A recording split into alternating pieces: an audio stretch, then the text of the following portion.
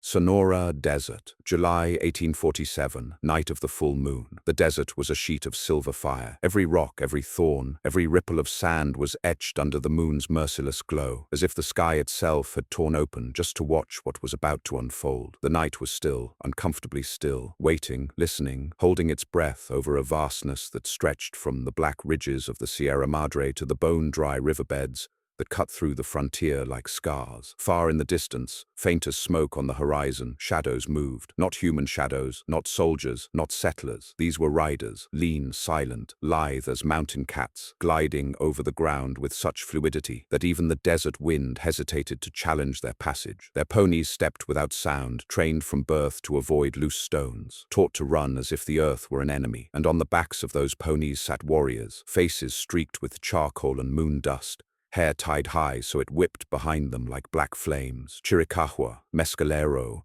Warm Springs, Coppermine, White Mountain, Apache. Not an army, not a regiment, no banners, no drums, just men. 300 of them, moving through shadow and moonlight like a storm that didn't need clouds. And ahead of them, sleeping in the dark belly of a ravine, unaware of what was coming, lay the Mexican frontier army, 5,000 strong, cavalry, infantry, artillery, supply lines, camp followers, cooks, munitions wagons, command tents draped with the green, white, red of the Republic. 5,000 men, convinced that their sheer number, their polished rifles, their cannons and horses and government banners were enough to secure the vast frontier. They believed their forts were impenetrable, their patrols rigorous, their discipline unquestionable, and maybe on any ordinary night they would have been right. But this wasn't a night. This wasn't a patrol. This wasn't a military maneuver written in some officer's report. This was a memory in the making, a scar carved into the borderlands, a tale that would echo through cantinas, army barracks, tribal councils, and dusty towns for decades. This was the night 300 Apache warriors decided to remind 5,000 soldiers why the desert had never been conquered. The coming of the riders, it did not begin with a war cry. It did not begin with a drum. It began with a decision, a quiet, brutal, unstoppable decision made weeks earlier in the high mountains, where the pines grew like spears, and the wind carried rumors long before men did. It began with a map, a Mexican map, stolen, traded, bought, found, depending on who told the story, spread across a slab of granite inside an Apache council camp. The old ones had studied it with cold eyes, while the young warriors circled like hawks waiting for a signal, a gesture, anything that promised fire, because something had happened, something the Mexican frontier army believed would go unanswered. A raid on a rancheria, a killing of non-combatants, an insult delivered with the confidence of a nation that believed the Apache were finally cornered, exhausted, ready to break. But the desert remembered, the mountains remembered, and so did the people. On that night in the pines, the warriors swore not just retaliation, but revelation. The Mexican army had numbers, roads, forts, uniforms, supply chains, and generals who wrote letters with wax seals. The Apache had none of that. What they had instead was this: speed, silence, knowledge of roads that didn't exist on maps, and a communion with the land that no soldier with a shovel and a compass could match. So when the moon climbed full and heavy in the sky, a symbol of clarity, of visibility, of unstoppable movement, the riders gathered. They stripped themselves of unnecessary weight. They painted themselves in colors that meant death, remembrance, and justice. They left behind what was not needed: tents, baggage, anything that tied them to the slow, burdensome world of armies. 300 riders, 300 spirits carved from the desert's ribs, and they rode through nights so dark the stars looked like flint sparks, through canyons that swallowed sound whole, across silent ridges where eagles circled above them, into valleys so wide the land seemed to breathe beneath their hooves. They did not speak, they did not sing, they did not boast. The silence was the strategy. Every warrior knew his place. Every warrior knew his motion. Every warrior knew the timing. And so they reached the ravine where the Mexican frontier army lay. And the moon was at its fullest. And the desert opened its breath and waited. The camp below. If you had wandered into the Mexican camp at that moment, if you had stepped between the flickering lanterns, brushing past the tents, smelling the stew still simmering in iron pots, you would have seen a scene that military commanders dream of. 5,000 men resting in orderly rows, Equipment stacked neatly, guards stationed at posts, horses tethered in lines, rifles cleaned, cannons positioned, ammunition locked away. It looks secure, but looks lie, especially in the desert. Half the men were exhausted from a forced march. A quarter were still recovering from illness. Many were young conscripts who had never seen a real frontier fight, and most believed, truly believed, that the Apache would never dare strike a force of this size. Why would they? What could they possibly hope to accomplish? Who attacks 5,000 men with only 300? Someone who understands the land, someone who doesn't measure war by numbers, someone who strikes where armies cannot see, when armies cannot think, and how armies cannot imagine. Someone Apache. The silence before the break. The riders had dismounted now. They crouched on the ridge, the full moon lighting their silhouettes like carved obsidian. Below them, the Mexican camp glowed with lantern light, cradled by darkness, a vast and vulnerable organism unaware of the eyes studying every weakness in its body. Wolves howled in the distance, but the sound died before reaching the soldiers' ears. The wind shifted once, twice, then settled, and in that moment, one breath before the storm, a single Apache scout moved his hand, a small gesture, barely a motion, but 300 warriors understood it instantly. Everything collapsed into pure, lethal coordination. A cluster of riders peeled left, slipping into the shadows where the horses were tied. Another cluster went right, ghosting toward the canyon walls where the sentries stood half asleep. The center column moved straight down the ridge, slow as falling smoke, spears and lances angled low, rifles wrapped in cloth to mute the clink of metal. Not a word was spoken. The desert had no need of words. The moonlit silence thickened, stretching, until it felt like the whole world was holding itself taut. And then something shattered. A single cry. Not a war cry, a warning. A Mexican sentry on the far northern ridge had spotted movement. Just a flicker, just a shape, but enough to send a question ringing through his bones. "Quien va ahi?"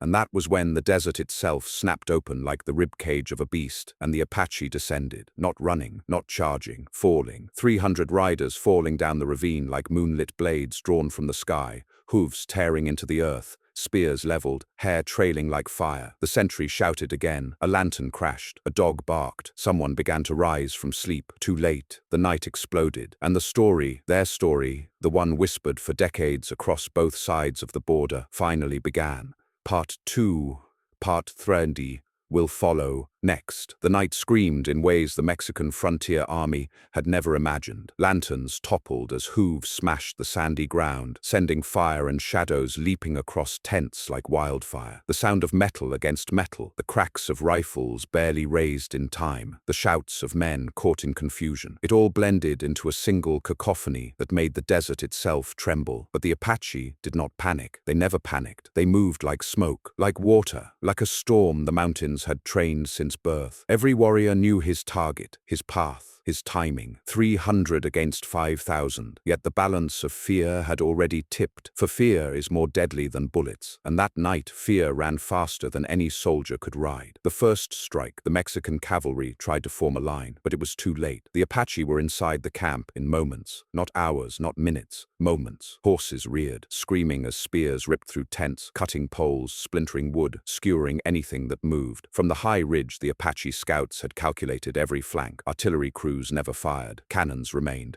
idle because the warriors had disabled the horses first. Without mounts, artillery was useless, immobile, mere iron and wood in the sand. Captain Jose Ramirez of the 4th Cavalry barely had time to shout orders before a group of masked riders swept past. Knives flashing, slicing through tents, leaving soldiers sprawling in terror. The Apache moved from tent to tent, never lingering, never pausing. One moment a rifle smoked, the next it was silent, the soldier gone, the horse dead or fleeing. Some tried to fight back. A few brave souls formed firing lines, hoping the mass of men behind them could withstand the sudden chaos. But the Apache had calculated that as well. Every firing line was flanked before it could form, every officer cut down before he could issue commands. From the center of the camp, a cannon crew tried to load a gun. The Apache were already there, dismounting one warrior on each side, dragging the gunners into the sand, silencing them with the efficiency of predators. Horses bolted through the chaos, crushing tents, scattering supplies, dragging wagons into walls or ditches. And through it all, the warriors communicated without words, signals with hands, glances, the subtle shifting of a horse's stance. Coordination invisible to anyone but them. The panic spreads. In a matter of minutes, the Mexican camp ceased to exist,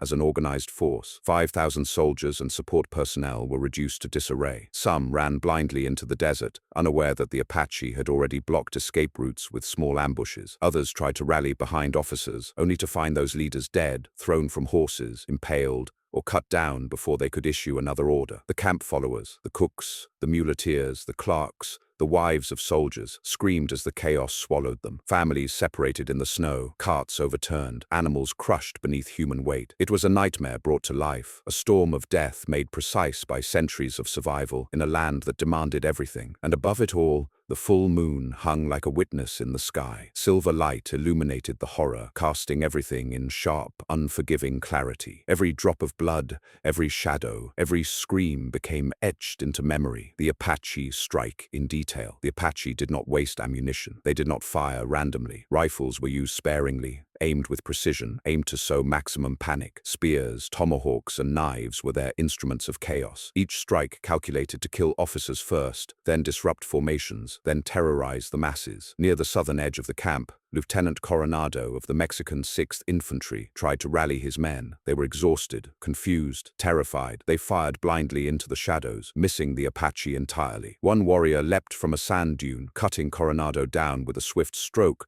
then vanished before the men could react. In the supply tents, ammunition caught fire, setting off small explosions that echoed like distant thunder. Powder and chaos mixed into smoke that hung over the camp, making the moonlight diffuse and ghostly. Soldiers fired blindly into the haze, often hitting each other, while the Apache moved as if the smoke itself carried them forward. Every horse, every wagon, every officer was a target. The Apache had studied the camp for weeks. They knew where the artillery park was, where the officers' tents were, where the supply lines ran. Nothing was accidental. Everything was precise. The hurt of numbers. By midnight, hundreds of soldiers were dead, more wounded, and thousands in panic. The Apache had not even begun their withdrawal yet. They were shaping the battlefield with fear and fire, turning the camp into a labyrinth of terror. One of the Mexican generals, Major Antonio Velasco, tried to form a defensive square, rallying his men around the artillery. But the Apache had already sabotaged the wagons, toppled the horses, and taken key positions. The square broke within minutes, officers slaughtered, men fleeing into the night, only to run into ambushes outside the camp. Meanwhile, the Apache rear guard had cut off retreat routes to the north and east. Smoke from burning tents curled into the sky, guiding more riders as they swept through the chaos. There was no regrouping, there was no hope, and the moon watched, full and indifferent, as the desert claimed the unprepared. Some survivors, yet some survived. Out of 5,000, perhaps a few hundred found cover in rocky gullies, clinging to life as the Apache disappeared into the desert as silently as they had arrived. Stories would later speak of soldiers hiding under overturned carts, in collapsed tents, in the shadows of cliffs, only to emerge hours later to find their comrades gone, their camp a ruin, their pride shredded. These survivors became witnesses, not just to a raid, but to a demonstration of what mastery of land, patience, and timing could achieve. They would carry the horror with them forever and tell it to anyone who would listen. The Apaches had struck like the desert itself had risen against them. Among the warriors, not one was lost, not a horse abandoned, not a rifle wasted unnecessarily. Every action accounted for, every risk measured. The full moon faded, the dust settled, and the desert once again grew silent, as though the chaos had been nothing more than a dream. But it was not a dream. It was history. It was revenge. It was brilliance executed with ruthless clarity. The Mexican frontier army, 5,000 strong, had been routed by 300 riders, not defeated in battle,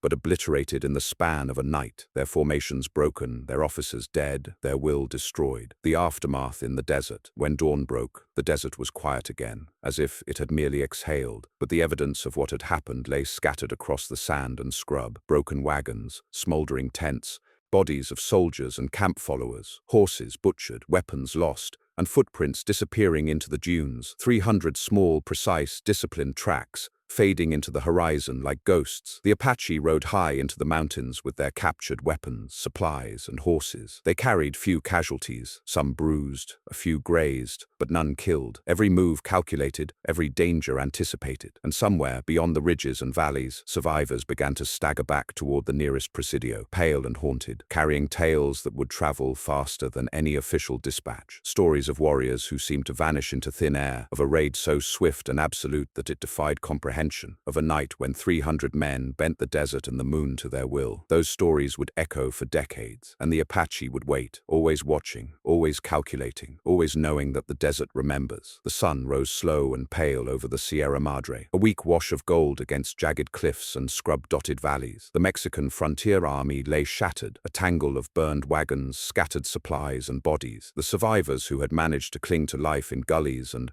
overturned carts now crawled from their hiding places, blinking against the harsh morning light, hearts hammering, ears still ringing from the chaos of the night. The desert was silent, but the silence was heavy with horror. 300 Apache riders had disappeared as if they had never been, leaving only devastation in their wake. And in that quiet, the scale of the raid began to reveal itself. Entire companies wiped out, officers dead or captured, horses gone, artillery destroyed or abandoned, and hundreds of camp followers missing, dragged into the desert or scattered beyond recall. The survivors stumbled, some sobbing, some silently staring, as they realized the magnitude of what had just occurred. The aftermath for the Mexican soldiers. Major Velasco, one of the few officers still alive, dragged himself over scorched sand to a rocky outcrop, staring at the ruins of the camp. His uniform torn and caked with mud and blood, he tried to gather the scattered remnants of men who had once formed a disciplined line. But discipline was a memory now, replaced by panic, fear, and a gnawing sense of shame. The soldiers spoke in whispers, recounting horrors too vivid for sleep. They told of comrades impaled on spears, officers struck down in seconds, camp followers disappearing into shadows, rifles and sabers ripped from hands. One young private, barely 16, spoke of a woman carrying her infant through the chaos, struck in the back by a spear, falling face first into the sand while the child rolled free. Another soldier, still trembling,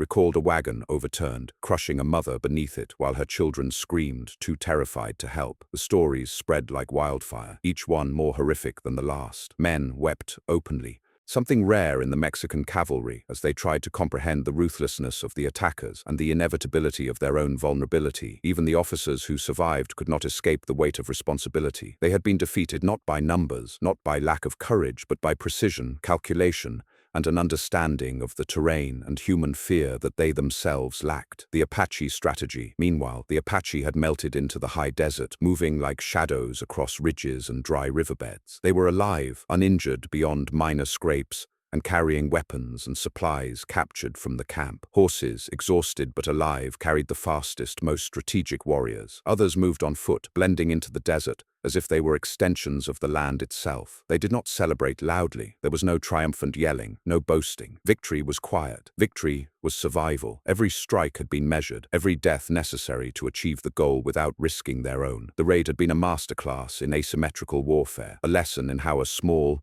disciplined and motivated force could bend even the strongest army to its will. The Apache knew the Mexican frontier army would attempt to regroup. They expected reinforcements, scouts, and perhaps revenge. That was why they moved swiftly, disappearing beyond sight, leaving no trails for the enemy to follow. Every trace of their presence was designed to confuse, terrify, and convince the survivors that the desert itself had risen against them. Survivors' journeys. For the few hundred Mexican soldiers who survived, the journey back to the nearest presidio was brutal. Hunger gnawed at their bellies. Exhaustion weighed down every step. The sun beat down unrelentingly, scorching sand underfoot, and there was little water, none of the tents or supplies left intact. Survivors recounted horrors, friends and comrades lost in the chaos, bodies left behind, and the sheer randomness of death. Some fell by accident, tripping over rocks or collapsing from exhaustion. Others succumbed to exposure as they traversed the open desert, barely shielded from the wind. Those who made it carried the psychological scars of the raid. Many would never speak of it in full, unable to put into words the terror of watching an enemy move like the wind, impossible to track, unavoidable and unrelenting. Letters sent back to Mexico spoke of defeat and chaos, but few captured the scale of what the Apache had achieved. Reports minimized losses, called it a temporary setback. Yet survivors' faces told a story that would be whispered across towns and forts for decades. The legacy of the raid for the Apache. The raid became legend. 300 warriors had routed an army over 10 times their number, striking fear into anyone who dared to occupy or traverse their lands. The story was passed down through generations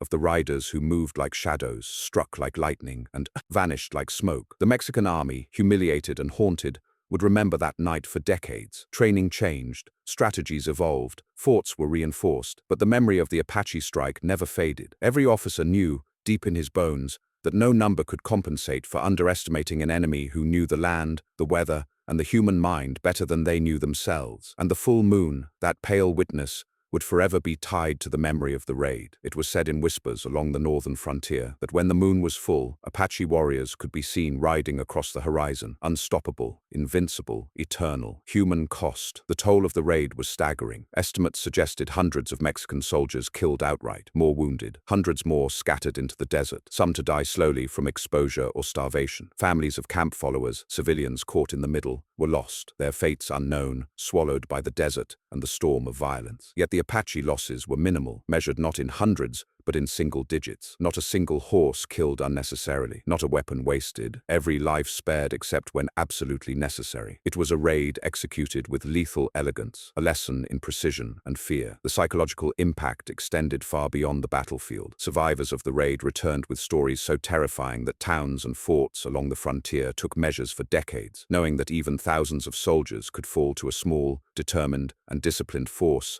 if underestimated. The legend endures generations later. Historians, soldiers, and storytellers would recount the raid not just as a military operation, but as a cultural phenomenon, a demonstration of the power of knowledge, patience, and fear in warfare. It would echo in military academies, frontier towns, and tribal councils alike. The Apache riders at full moon became symbols, not merely of a single victory, but of the audacity, skill, and spirit of a people who refused to be conquered. And the Mexican frontier army, rebuilt and reinforced, would always remember that night. Every officer who survived carried a piece of it in memory: the noise, the chaos, the smoke, the fear, and the moonlight glinting off the blades and rifles of an enemy who appeared from nowhere, struck with precision, and vanished without a trace. That night, 300 riders became more than men. They became legend, and the desert never forgot. The raid that echoed for decades was not just a story of blood and strategy. It was a story of fear, survival, and mastery of land and mind. 300 Apache warriors had demonstrated that courage, skill,